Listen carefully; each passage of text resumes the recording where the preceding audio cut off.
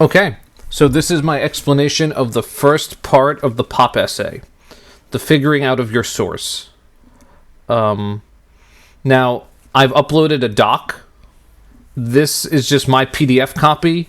It's the same. I think the font is different on the one I uploaded, but this is just easier and for my computer to do. Okay.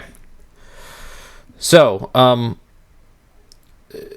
besides the things I mentioned in the intro, what's different about this essay? In this essay, you're going to be creative. You're actually going to pick a source to imitate. A publication source, probably an online one, that you will kind of analyze and figure out what it's about, or what are the expectations and the feel of those pieces to mimic, to imitate. And I'm also going to mention this, and that's the next part, so this isn't due yet. But your essay prompt is going to be, is Macbeth still worth studying? That's your prompt. Just have that in your mind. You're not working on that until the next assignment. So let me introduce this one. Step 1. Pick an online source to emulate. Emulate means imitate. So a source is like a publication place. The New York Times, The Atlantic, BuzzFeed, The Guardian, NPR, etc., etc., etc. All right. This source is hopefully someplace where you already read articles. I'm assuming you do reading in your own free time. You'll be emulating the style and expectations of that source. Some options are, so I gave you the New York Times, Atlantic, BuzzFeed, The Guardian, NPR. You don't have to pick one of these, but you do have to pick a legit source. If you're not sure if the source you're using is legit, let me know. Send me an email or something, and I'll look it up, or I might know from my experience. Now, legit does not mean quote unquote scholarly. Legit means they have people attempting analysis there.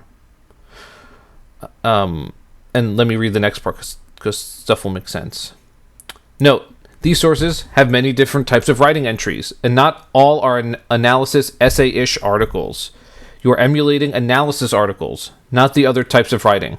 So, for example, if you've ever been on BuzzFeed, BuzzFeed has a variety of writing on it. It has news, articles, analysis, blog posts, lists, which are sometimes called listicles.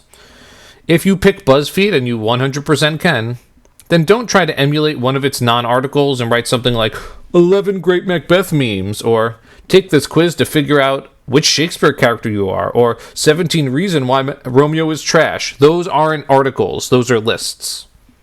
Okay. Step 2, mentor texts. So once you pick your source, go to your pick source and read or skim 3 essay-ish articles. These can be articles about anything from any date, from the same author, or from different ones. Pick topics that genuinely interest you. These will be your mentor texts. Now, mentor text is a fancy teacher word. Just means an expert text that will guide your own writing, that you'll use as a guide. You'll use as almost a formula, a template, a blueprint. Make sure these 3 articles are essay-ish. So it's proving something with analysis and evidence. That's my checklist for an essay. It's proving something with analysis and evidence.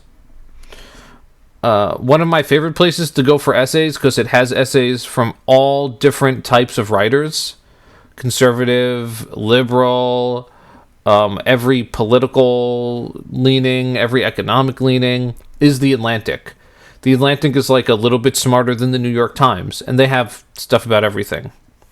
All right, step 3, analyze form and content. For each of these 3 articles, fill in the following chart with information from all 3. You do not need to write in full sentences.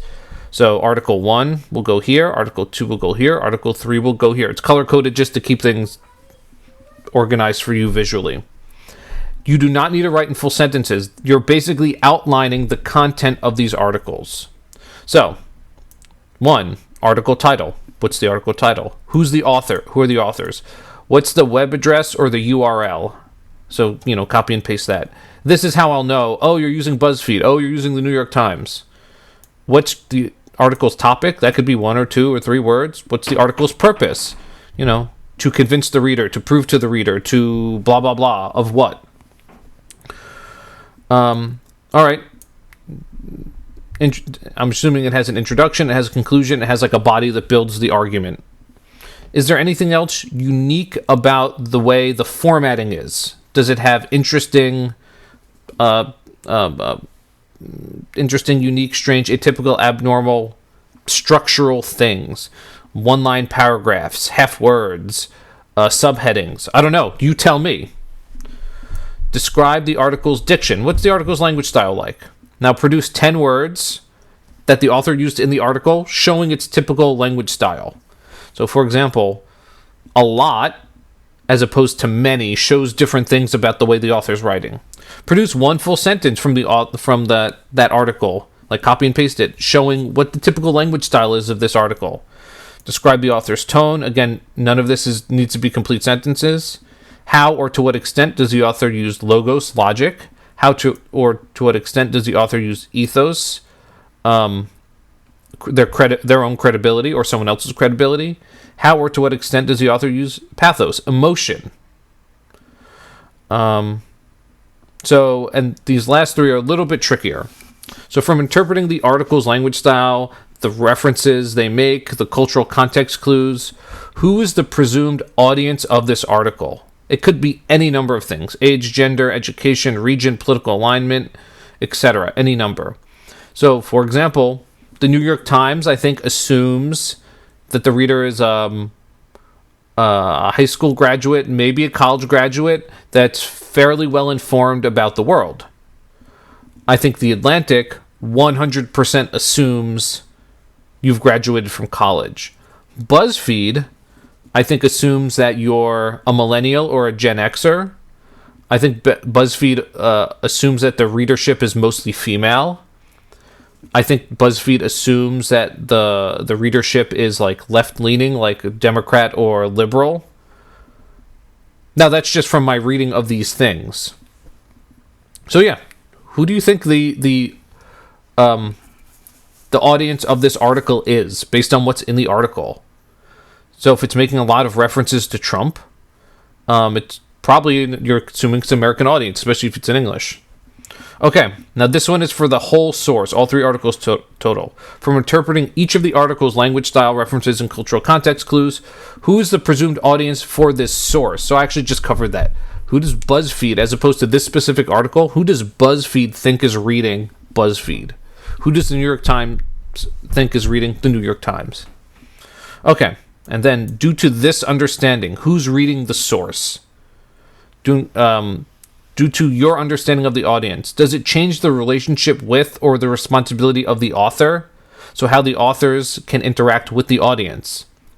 So if you assume that the audience, let's say, is American, there's things you don't need to explain anymore. If you assume that your audience has been to college, there's things you don't need to explain. If you assume that your audience is already left-leaning and hates Trump, there's things you don't have to explain when you write. What is the author, how do these assumptions inform the way the articles can be written? What does it assume the audience knows about the world? And that might be 3 different ones or all the same. And that's the whole introduction to this assignment. This is the first part of the pop essay. And it's just figure out what source you want to imitate or pretend like you're writing for, and outline 3 separate articles to get a feel of that source. Because in theory, your essay could be published there. Okay, and remember, the prompt that you'll be answering for this essay, and this is coming up, but you don't have to do any writing about it now, is Macbeth worthy of study?